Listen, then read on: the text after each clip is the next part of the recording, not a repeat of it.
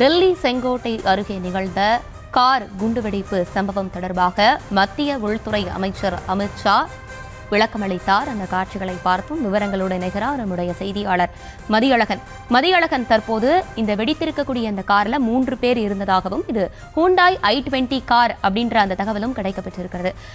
தொடர்ந்து அது தொடர்பான விவரங்களை நீங்க பதிவு பண்ணலாம்.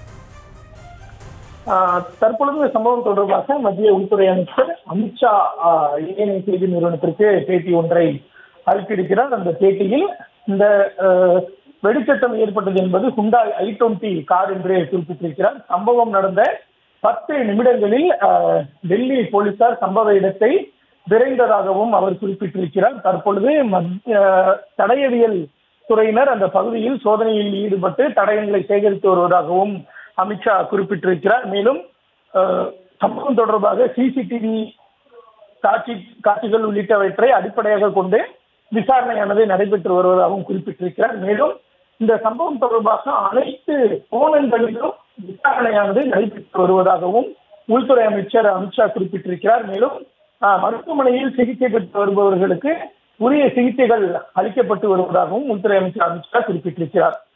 இந்த நிலையில்தான் தற்பொழுது பல்வேறு தகவல்கள் வெளியாகி இருக்கின்றன.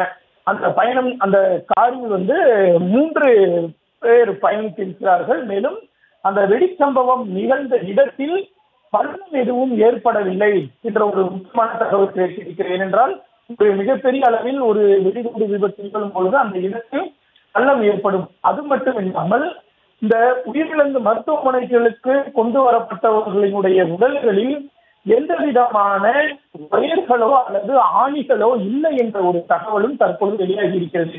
இந்த வெடி கொண்டு பயன்படுத்துவதற்காக டைம் பாம் என்று சொல்லக்கூடிய அது போன்ற ஒரு வெடிகுண்டோ அல்லது மற்ற வகையிலான வெடிகுண்டோ வெடிக்கை செய்யும் பொழுது அதற்கு நிறைய ஒயர்கள் பயன்படுத்தப்படும். அது மட்டும் இல்லாமல் ஆணிகள் பயன்படுத்தப்படும். ஆனால் அது போன்ற ஒரு சம்பவமா என்ற ஒரு கோணத்தில் விசாரணையும் நடைபெற்று வருவதாக கூறப்படும் நிலையில் உயிரிழந்தவர்களுடைய உடலில் ஒயர்களோ அல்லது ஆணிகளோ இல்லை என்ற ஒரு தகவலும் தற்பொழுது கிடைக்கப்பட்டு இருக்கிறது.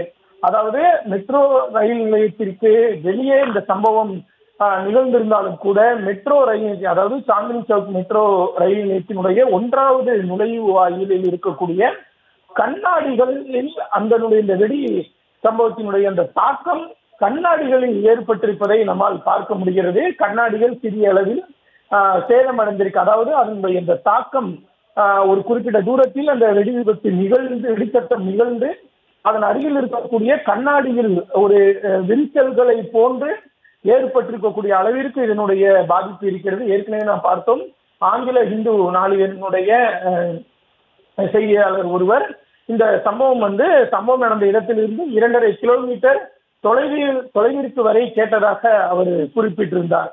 இந்த நிலையில்தான் இந்த சம்பவம் தொடர்பாக அனைத்து கோணங்களிலும் விசாரணை நடத்தப்பட்டு வருவதாக மத்திய உள்துறை அமைச்சர் அமித் ஷா குறிப்பிட்டிருக்கிறார்.